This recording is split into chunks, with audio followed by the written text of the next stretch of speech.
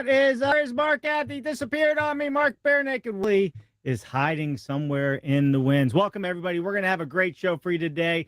We're going to have Mark Barenaked Willie back with us, and we're going to have a special guest, Arnie Didier, on, and we are going to be doing our launching of an upcoming show. But we're not going to tell you what that is just yet. But in the meantime, we're going to have Sean St. Omar join us. What's happening, Sean? How are you, my friend? Oh, man, I can't hear you, Sean. Sorry, I hit the mute button. I apologize. How you doing, Dave? Great to see you. BS Friday. Here we go.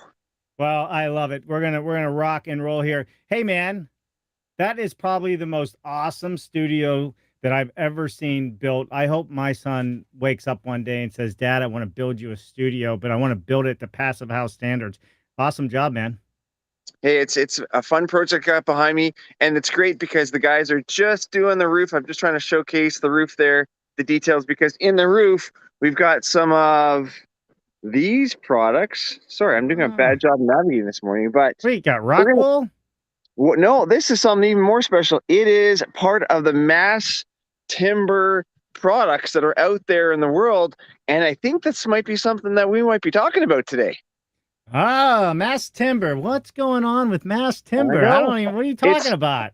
You know what? It's pretty exciting. In Vancouver, we've got one of the oldest high-story mass timbers where it's 110 years old, 9 stories, but that was built with literally 2 foot by 2 foot, 40-foot Douglas fir, beautiful beams. And now 2 years ago, we came across that, beat it with an 18-story mass timber. But to do that, we had to use wood, a little bit of glue, and be able to get that strength that we needed out of those big timbers. So it's pretty exciting to see where we've come in 100 years. Yeah. And this month is another showcase of the International Mass Timber Conference. And so we've got a pretty special individual coming today to talk about it. Hey, there's Mark. What's happening, Mr. Mark? Where you been, buddy? I lost you there for a little bit. I apologize. I rebooted. Dave, happy Friday. Sean, happy April Fool's Day with a PH. Yeah. Don't be playing April Fool's jokes on me so early, Mark. Jeez. Well, listen, it's good to have you back on with us there, Mark. And Sean, it's great to have you. Mark, I was just talking about Sean, and this award is what I was trying to talk to. He went straight to the building behind him, but that's not the DIY project award that everybody should be voting for. We should be sharing that, because is today the last day to vote? You know what? Surprisingly, we actually don't know. So last night was another cutoff. So we start off with more than, I think, 40 contestants. We made it past the first cut. We now made it the second cut. So we're now in the top 10. I think right now I might be first or second position. So thank you, everyone who's been voting for the Fart Shack. And the Fart Shack, of course, is spelled PH. And it's going to be an art studio for my dad. It's a mock-up for Beat Collective's Boss System. And it's an opportunity to experience Passive House experience. So really cool. So if you don't mind going to DIY Hero, vote for the Fart Shack. And again, it's all about teaching and educating individuals on how we can build better and putting all the Passive House principles in place so that we can showcase the benefits of high performance. That's it. I'm going to copy the link to it. I will put it in the chat right now for everybody. Thanks, so Dave. They have it. So go and vote for Sean. Help him win. I think it's like a $25,000 bounty or something like that, right? Yeah. And we're going to use that money. So we're going to use about 10 grand to help finish up the Fart Shack. 10 grand that I want to put aside for scholarships for students that are coming out of carpentry schools to be able to afford. Hopefully we'll be able to give them a free Passive House tradesperson course, and then put some money towards marketing more high performance builds, because we all need to experience a Passive House, because once you've experienced it, you get the Passive House experience. There you go. Love it. Love it. Love it. All right. Speaking of Passive House, speaking of Theus, and speaking of mass timber, because that's what we really should be speaking about. Sean, why don't you tell us a little bit about who we have coming on today? Yeah, this is exciting. This is an individual where we're bringing on a human machine. This is someone that runs marathons, climbs and summits various mountains, been heavily involved in a whole bunch of different businesses. But the last 14 years, he has been the COO, principal, and founder of the Forest Business Network, and includes the International Mass Timber Conference. So let's bring on Mr. Arnie. Come on in and join us. Love it. Arnie, how you doing, buddy? I'm doing great. Thank you for the intro, and good to see everybody. Yeah, pleasure. For sure. Well, listen, Arnie, I mean, you're no stranger to the show. You've been on here. My only disappointment is that fish above your window isn't a bigger fish from the last time you went fishing, but I'll keep pulling for you. Hopefully we'll see a bigger one up there, maybe, swordfish or something. And so let's get into this. We want to make sure we cover everything. There is a huge conference coming up. I want you to tell us all about this conference. I want you to tell us all about the speakers you have. You guys have been so open about your agenda and what people are going to get out of this, and I think it's super important to do that. But before we do that, I know Sean did a great intro. Give us a little 1 minute update on where you've been, what you've been doing since the last time you've been on here, and then we'll jump right into the show. Sound good? Yeah, that sounds great. Thanks for the time. Thanks, Sean. it's a great group of folks, and just really appreciate the time together. But really, since we've been talking several months ago, it's all about the content for the conference. And the biggest push is we're an educational conference first.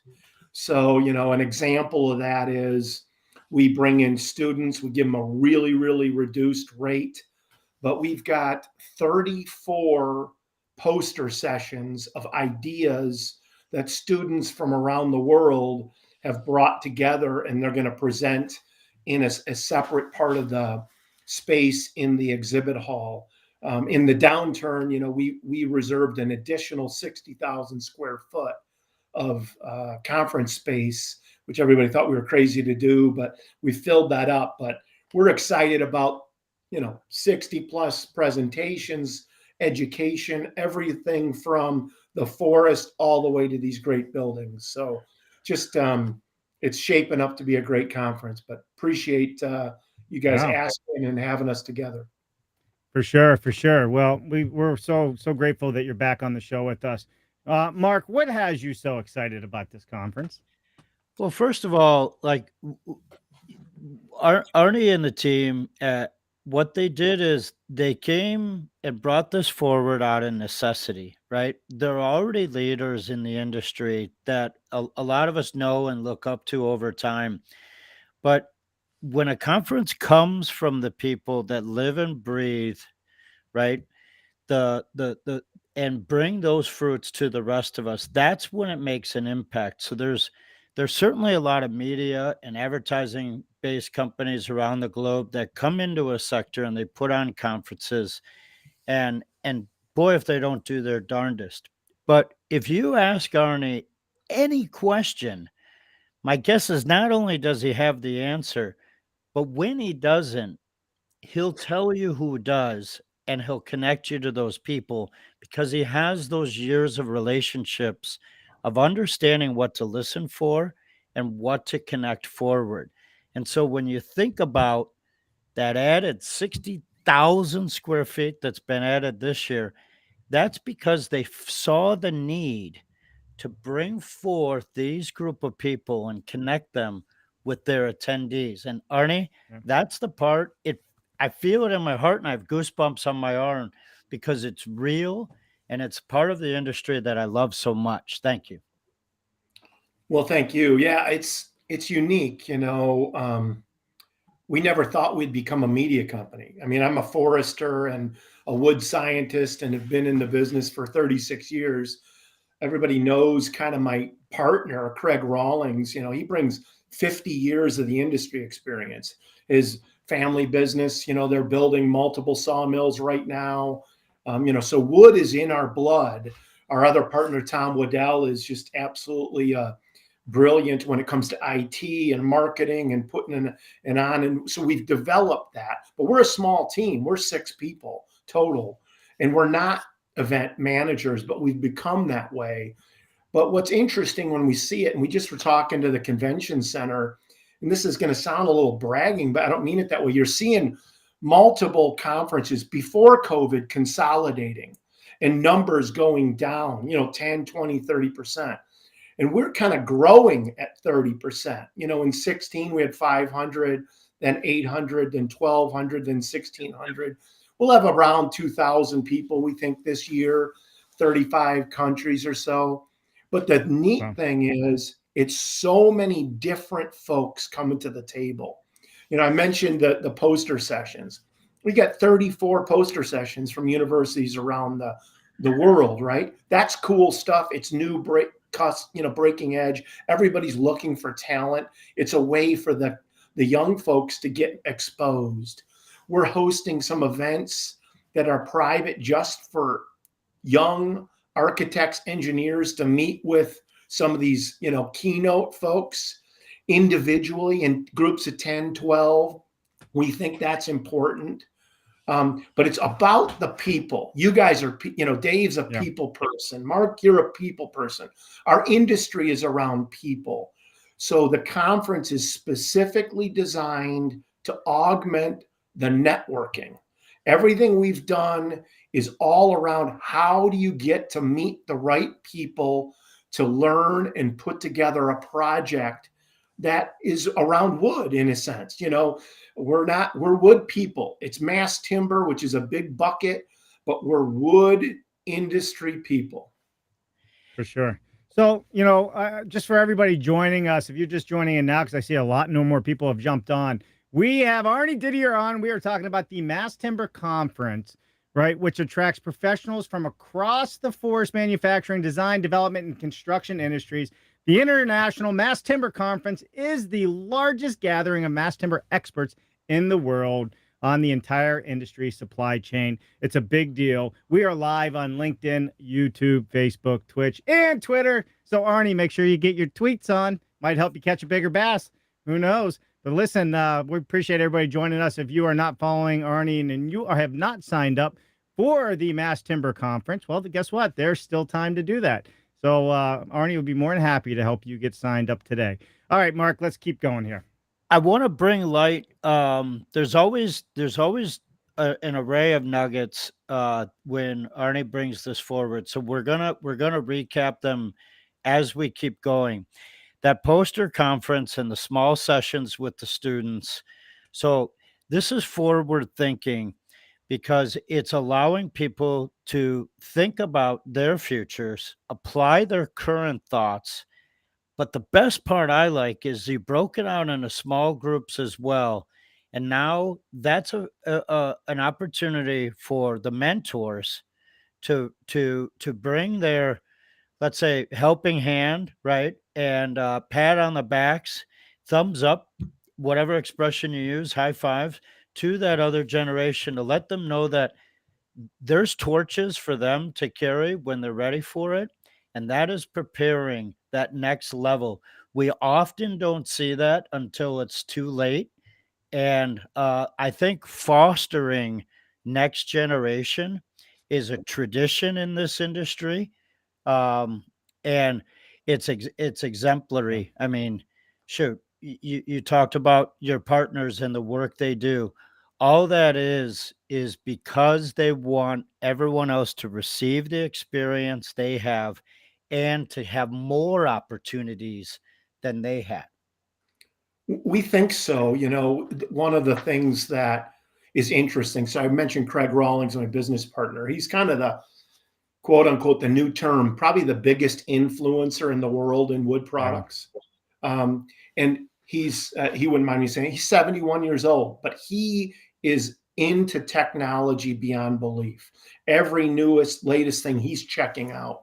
And him, and along with my other business partner, Tom Waddell, they embraced, we've been a virtual company for 14 years, right? So you go through the COVID stuff and all that, you learn how to do things like this, which are really important to touch worldwide. We think it's important to embrace all kinds of ideas. And it's actually a reason why we're doing a couple of things different this year. We have an in-person conference, April 12th to the 14th. Everybody wants to get together. We're seeing that. People want to meet. And we're augmenting that with long breaks, hour and 15-minute breaks, hour and 15-minute lunches. Another quirky thing that we do, our bill for food is ridiculous. And it's in a good way. And the reason is we don't want to just serve just a bagel and a coffee. We serve a full breakfast, and it's from 6:30 to 8 a.m. Nice. And the exhibit hall is not open. And then from 8 to 9:15 is our keynote speakers. The exhibit hall is not open because the exhibitors they can set meetings, they can have individual meetings, they can have group meetings. We have a separate 60,000 square foot space where those meals are prepared and served. And it's by design that they get that time. And then we have the big socials at night. We have the opening reception from 5 to 8 p.m. and Wednesday is 5 to 7. But all of that is designed to bring people together and then using technology. So we invested in two things. We invested in a really high-end mobile app that we're testing this year.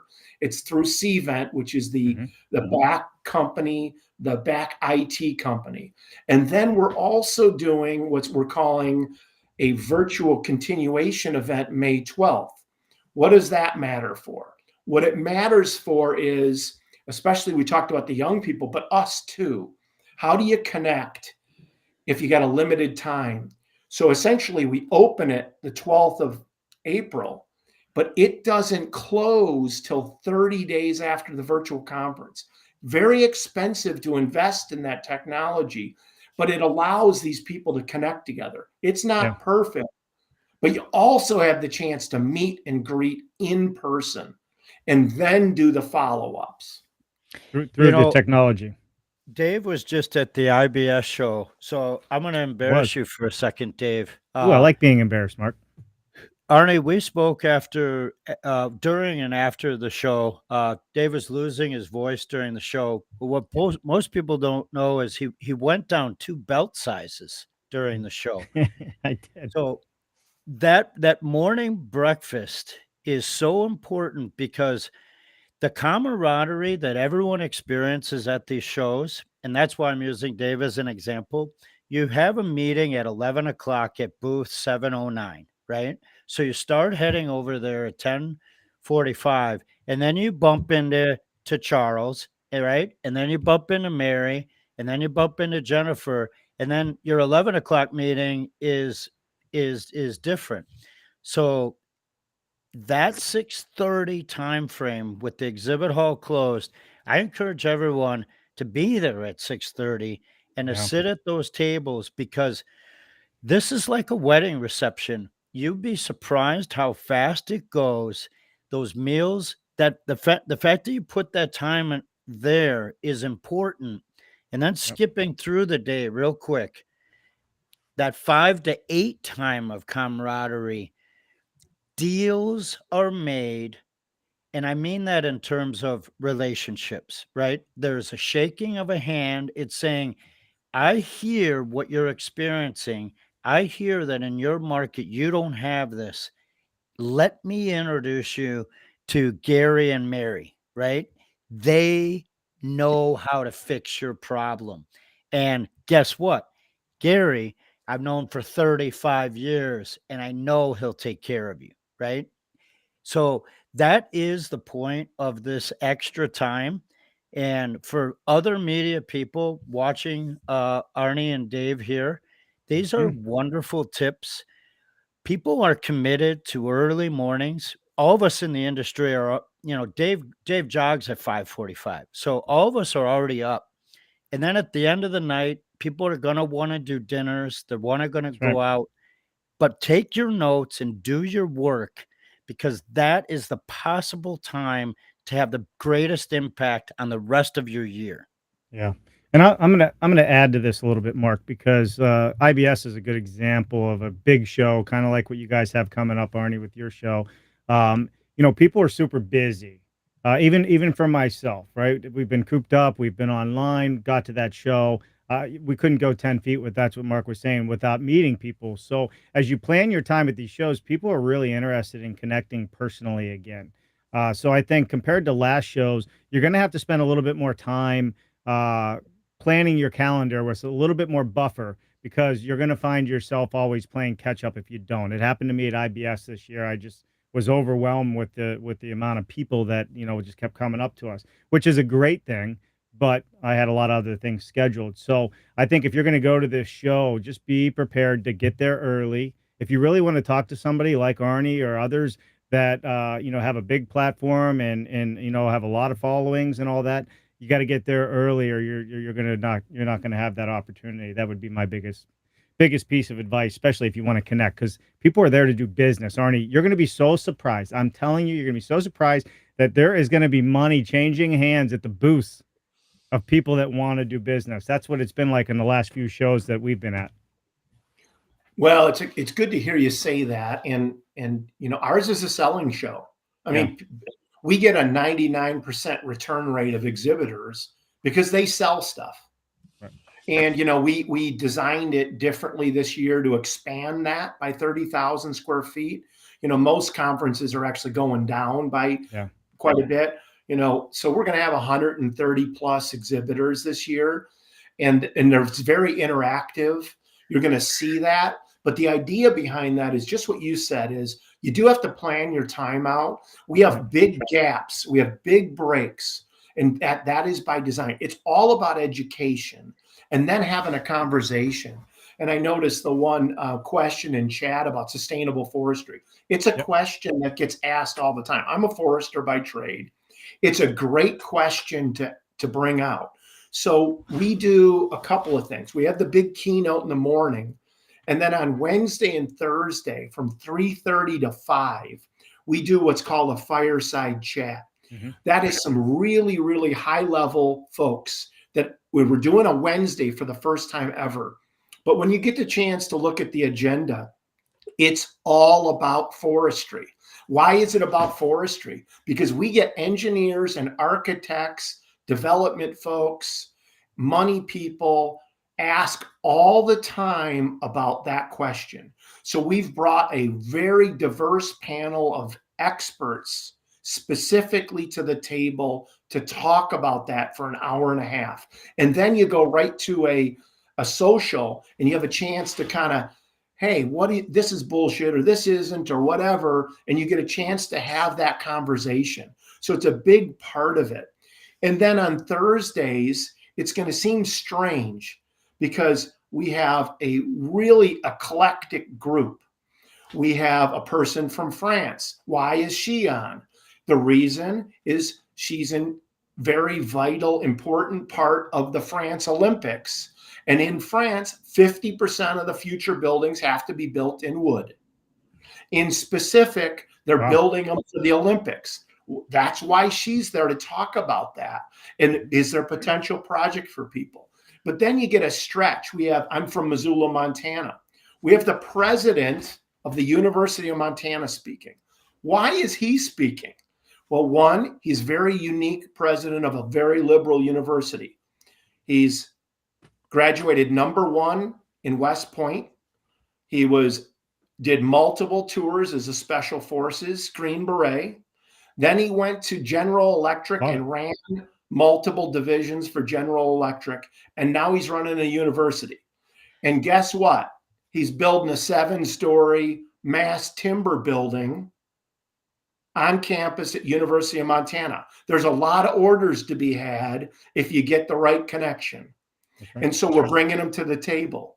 Curtis Robinhold, he's the head of the Port of Portland. Why is he there? Well, he's building a gigantic new terminal out of wood at the airport in Portland, which we're touring. It's incredible. But he also is in process of building and putting together $100 million affordable housing factory using wood products in the Port of Portland to service the modular prefab need, which you guys know better than anybody how important it is, because it's not just a modular home, it's a system.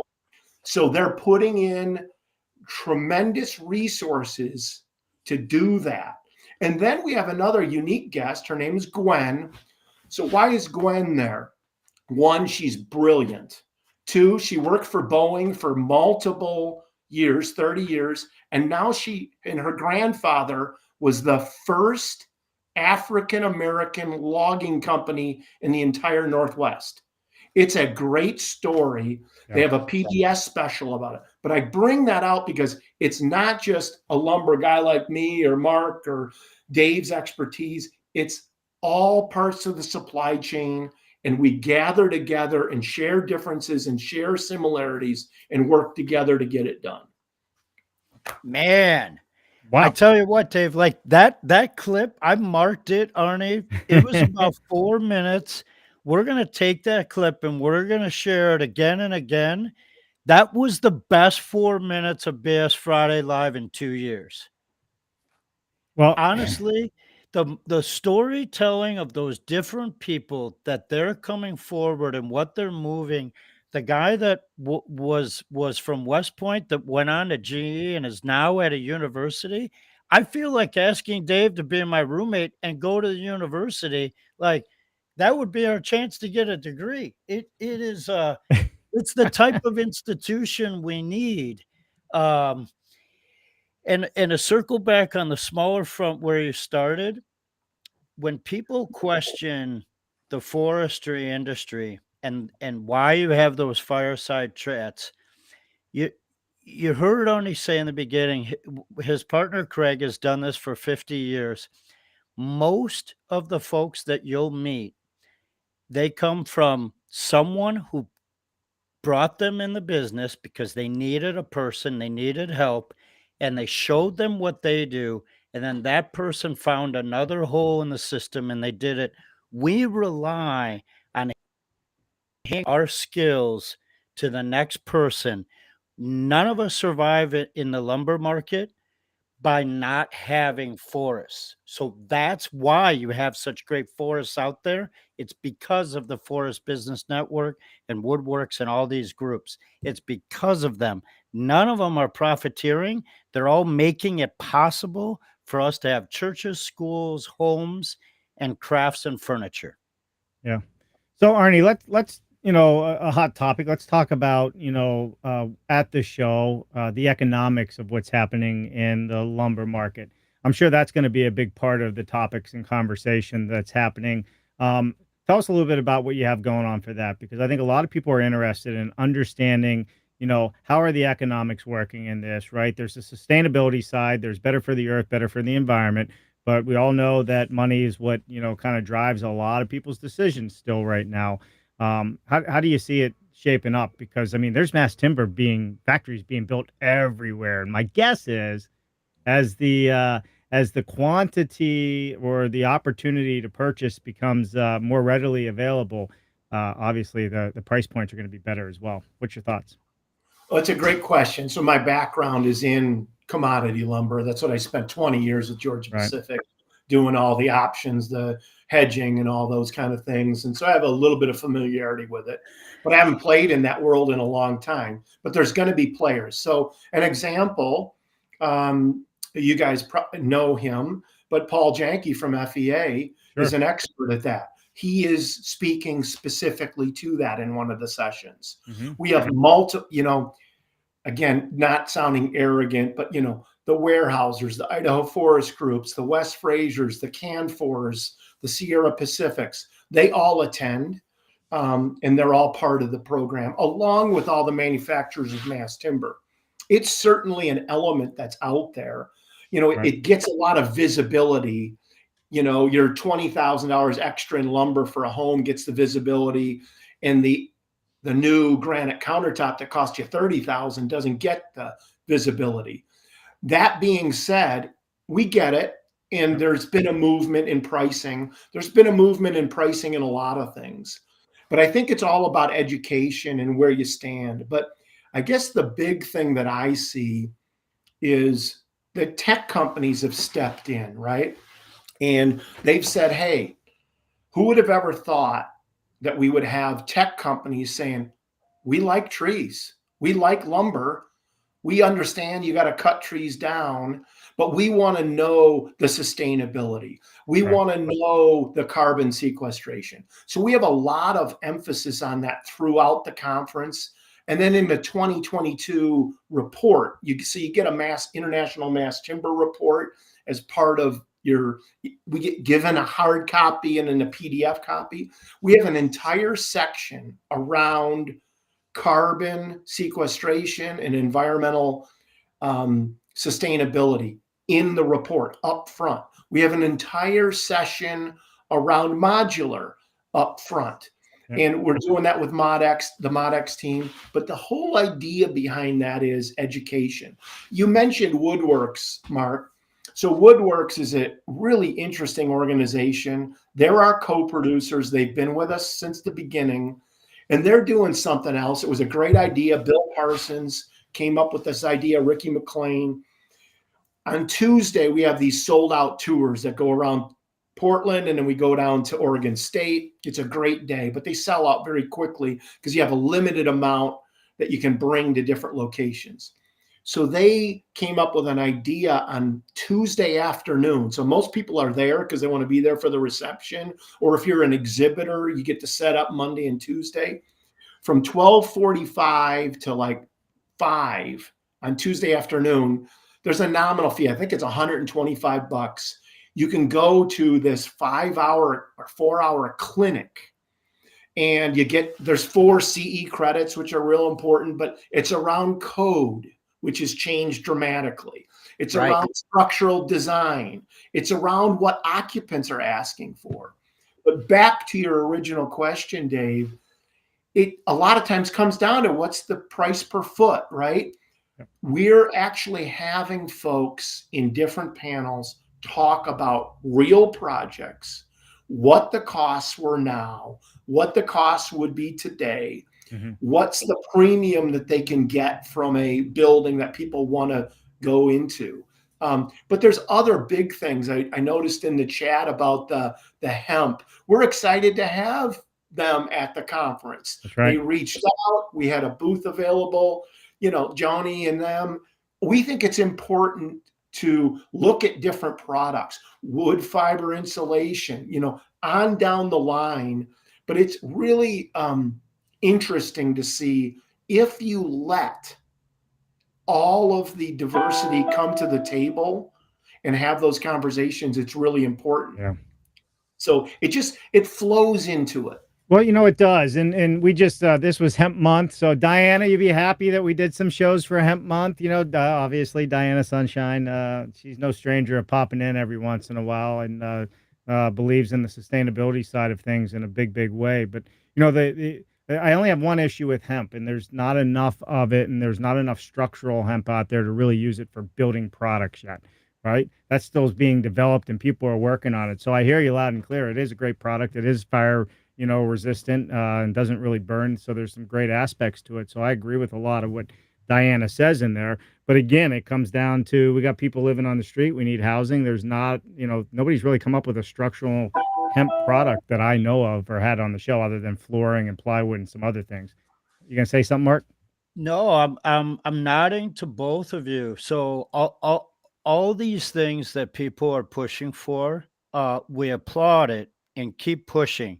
The amount of messages that each of us get on our LinkedIns and our Instagrams and our emails are always about what's the next product, what's the new process, what's the new system.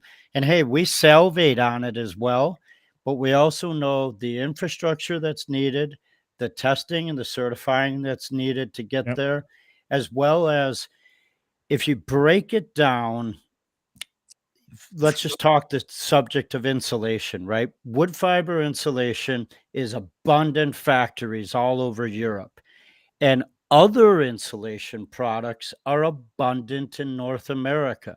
So you draw a circle, a line around where they are, and that's what's available there.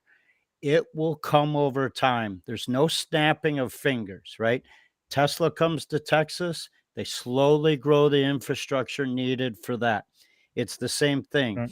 The nice thing is the wood processors and the panel and product manufacturers, they know how to take raw materials and adapt them, and they already know the testing and the glues and the binders and the saws and the millions of questions that they answer like that.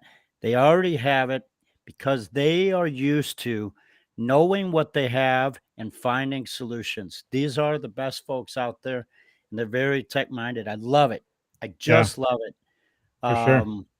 Well, here's Scott Farman has a good question, and let's kind of get back to our show here. For sure. And I stay out of the politics side, Diana. So if we're going to keep going, let's leave it to the facts and the science. All right, is there a less resource intensive plant than hemp that achieves the same end results for building materials? How do you say it? Mycelium? Mycelium? I don't have that question, Scott. I would ask the same question. And in general, the funny thing is when we say building materials, it's like saying sweeteners to the food market, right? where do you go? It's such That's a right. vast area. And I know where you go. You go to the International Mass Timber Conference and you sit and you learn. That's why those tech people are there. We're all looking for those advancements. And Well, sometimes we have to realize what's already there. I yeah, was one thing I would say, what I would say to that too, is you think about it. So we've spent, we talk about mass timber, but our original focus is, and Craig Rawlings' original focus is for the last almost 20 years, is how do we utilize underutilized timber? In other words, small diameter timber and waste from the actual sites.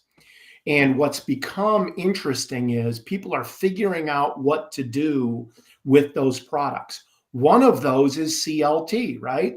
Using smaller diameter timber, using engineering and creating these very incredible strength ratioed products. It's not new necessarily. Think of Glulams, same way. And engineered eye joist, same way. It's all part of that system that comes into place. But you're seeing more and more entrepreneurs come up with ideas on ways to utilize the resource the best way. And it's part of the evolution of it. So what we try to look at is at the conference. So you got this conference in Oregon. You want to get together. You want to hear these great speakers. We continue that in May 12th with the virtual. But I want to just touch on why we look at things differently. So this is going to be some names that you guys know. In May 12th, who's coming to the table for the keynote? Dana Spain. You know her well. Why is she there? Because she has a passion for affordable housing for the homeless veterans. We think that's a good thing to support. We think modular and prefabricated systems and offsite manufacturing is one of the solutions that can help that. We really need that in Portland. Mayor of Portland's going to come and talk about that. So that's one part.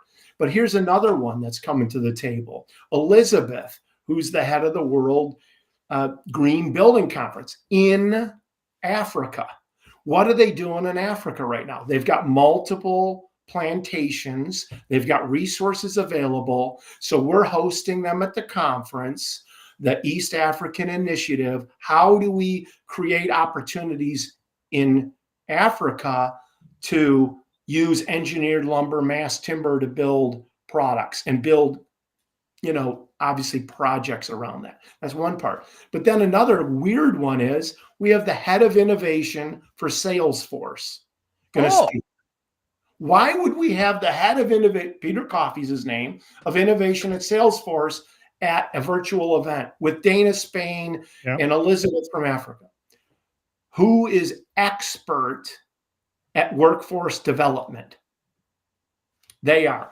What do we see every day from companies like construction companies, engineering companies, architectural companies, forest companies? What are they looking for? We need people, Arnie. Talent. You need talent. So we think it behooves us to bring that to the table. Same reason, and I know he's got a background a little like Dave's, Seth Bodner, president of the university, has a program to develop workplace training on technology. They have set up a whole system for carpentry. Boom, boom, boom. That's what our global network needs to keep things going.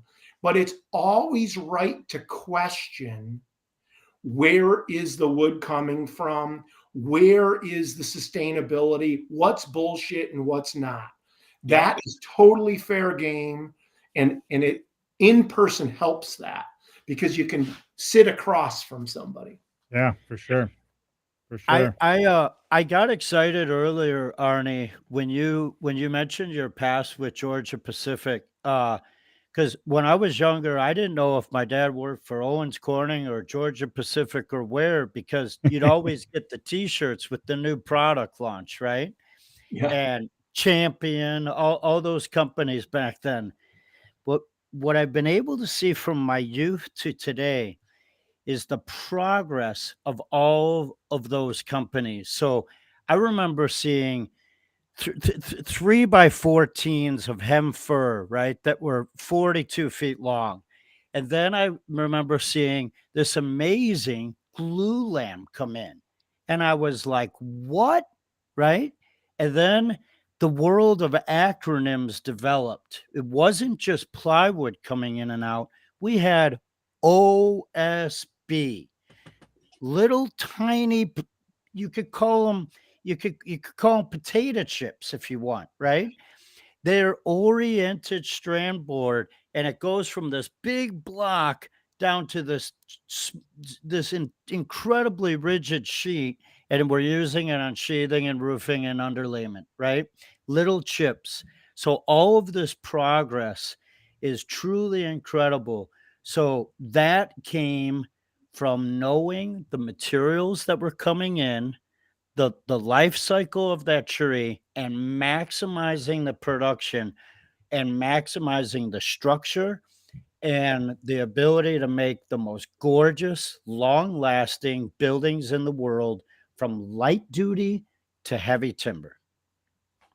Love it. Love it. Well, Mark, we're at our 45-minute mark here already.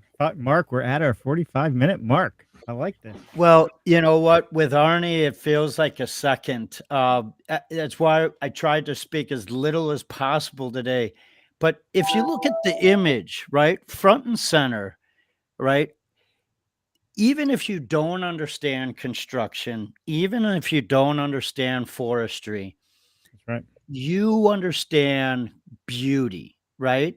And that organic goodness beauty of these buildings is incredible. If you take the structure, they're using technology that was done in what, Arnie, the 1800s? Yeah. A lot of those buildings are still here today, and we've had a bunch of concrete added to them, and they've changed uses 100 times as our towns and townscapes change. But these buildings are strong. You can almost feel them breathing. And these sponsors, I mean, goodness, I can't, I'm biased because I grew up in the industry, but I can't think of a better group to foster the group that comes behind you, right? The Kevin and the Shannons that come behind you. I applaud everything you do. A team of 6, Dave. Yeah. A team of 6 is putting this on in coordination with the mighty folks at Woodwork. That is spectacular. I Love it. Bless your Yeah. heart. Thank you. Yeah, Yeah, it's exciting, and I know we're wrapping it up. And I noticed a question or a comment from Jennifer, and we appreciate it. You know, we need different folks at the table. We have a section, a track number 4 is focused on modular, prefab, and offsite. Sarah Logan's going to be speaking on that. Mhm. Jerry's going to be speaking on it. A lot of names that you guys know. The ModX crew put that together, and it's a big, pretty diverse model. So what we're seeing is the automation is certainly going to change the way we do construction going forward. And it's that system that gets talked about of where do you find efficiencies to utilize the materials in a sustainable fashion to create buildings, homes, residences, commercial buildings that make sense. The mass timber grouping fits into that well. And it's just, I encourage everybody, reach out. If you can come to the conference, great. The virtual conference opens up after it. So it's the April 15th after the conference. You can sign up if you can't make it in person. And real quick, Arnie, can you recap?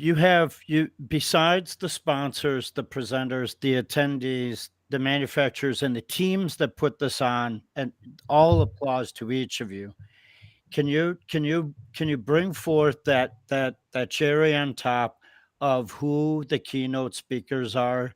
Because a lot of people they really focus on that, and you have some dynamic ones this year. Yeah, we're excited. We got 2 folks that asked us to be able to come.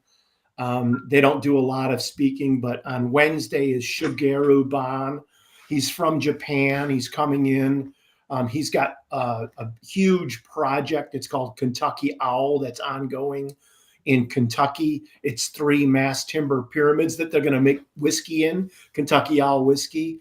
But he's done multiple projects. He just got back from Poland. He was doing a project for the Ukraine refugees to help out. He's an expert at that. Very excited to have Shigeru. And then on Thursday is Jeannie Gang from Studio Gang. She's kind of known around the world. She's a defender of smart women getting paid properly, but she's also an incredible architect. She's got multiple projects going on, including a mass timber project at MIT, the new project that's going to happen at the O'Hare Airport, and multiple other projects. But she's bringing in a humanitarian angle as well. I got to know her through Rotary International. So we've got kind of the twin towers, Shigeru Ban on Wednesday morning at 8 o'clock, followed by Jeannie Gang at 8 o'clock in the morning on Thursday. But we're excited, and thanks again for all the time. We really appreciate it, and we'll be seeing you soon, hopefully. Yeah, hopefully we will be seeing you soon, and we really wish you guys a great event. I already know it's going to be great. Just the lineup, we know all of Dana Spain and Jerry. We know them all. The Mod X guys, Ryan and everybody. So I think it's going to be a great show just from those names alone, let alone all the other ones you've already mentioned. So, all right, Mark, what do we got? We got anything to wrap up the show with today? We do, and Arnie, in the times that we're not together live, I appreciate the outreach and the work that you do, that the team does, and that everyone does in the industry. I know that Dave is off to Texas and then Arizona for the modular that's going on. I just returned from JLC, and then I'll be heading out again. So I'm really excited with what's happening on the 12th in Portland. And I'm also excited that next week we have Katrin, the founder of Fierce, coming on the show. And I believe there's a secret surprise with that maybe Dave will share. So I will see you all next Friday. And Arnie, I will be applauding and giving high fives to everyone to get out of bed at 5:45 to be at the breakfast and to skip the late night dinners, but make a lot of connections and make sure you share the work of the Forest Business Network with the next generation the way this team is doing. Yeah, 100%. 100%. All right, everybody. Everybody's getting their wish. More Jen, less Dave. Next Friday, you will have Jennifer hosting the show with Mark and Katrin. So make sure you tune in for that. I will be in the woods somewhere, probably drinking some cheap Keystone Light beer or something like that, fly fishing, having some fun. But you won't see me on this channel next Friday. So I hope everybody has a wonderful day. Arnie, thank you so much. I see Sean's popped back in. Let's just thank Sean real quick and wish him luck. Sean, good luck on winning your journey that you're on with your passive studio build that you're doing for your dad. Your dad's a lucky guy to have somebody like you, the way I see it. When you're done there, please come to my backyard. Hey, Arnie, do you recognize the any of the materials in Sean's background there, buddy? We like it. Yeah, perfect. Looking forward to it. April 12th and 14th. Love it, love it, love it. All right, everybody, listen, we have Amy Marks coming on the show Monday. That's right, Amy Marks. We're going to be talking about the show coming up in Phoenix that Mark was alluding to. So you definitely want to tune in for Monday's show with Amy Marks. She is no stranger to social media. She's definitely no stranger to industrialized construction. So it's going to be a great conversation. So we look forward to seeing you on Monday. And hey, Mark, guess what? Wednesday, we have Alpin Windows on. Alpin Windows is going to be on this Wednesday. We did some interviews when we were out there months ago. I'll catch you up, but we never posted them. So finally making a little catch up. Who are we going to see from Alpin? Because they're all extraordinary individuals. Well, you'll have to wait and see, Mark. Oh, we wait and gotta see. tune in to find out. Love it. Tune in to find out. So we're going to have a lot of fun with it. All right, everybody. Appreciate you. We will see you on Monday with Amy Marks. And, of course, tomorrow morning, Coffee with Dave. So if you want to show up and just BS a little bit and have some fun, let's do it. And Diana, happy birthday. April 12th is Diana's birthday. She put in there. So happy birthday to you. I love it. Join us in Portland for your birthday, Diana. We'll all see you there. That's right. That's right. And Jerry McCaughey tuned in and some others. So, all right, everybody, we appreciate you. Stay tuned. Arnie and Sean will come right back to you. Bye, everybody. Thank you.